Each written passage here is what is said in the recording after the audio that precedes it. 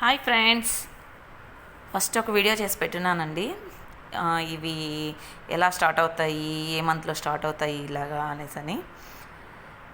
ఇవంతా ఒక 3 months దాకా ఇలాగ ఉంటుందండి. మనకి సమ్మర్లో ఎలాగ మ్యాంగోస్ వస్తాయో సేమ్ అలాగే ఇక్కడ ఈత పళ్ళు సమ్మర్లో స్టార్ట్ అవుతాయి. ఇప్పుడు వీళ్ళకి సమ్మర్ అకేషన్స్ స్టార్ట్ అవుతాయండి ఈ జూలై 1st week నుంచి.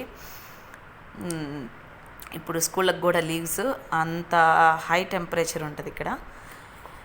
ఇప్పుడు ఇవి స్టార్ట్ అవుతాయండి. ఇక్కడ చాలా టేస్టీగా ఉంటున్నాయి, మన ఈత పళ్ళు ఉన్నట్టే ఉంటాయి.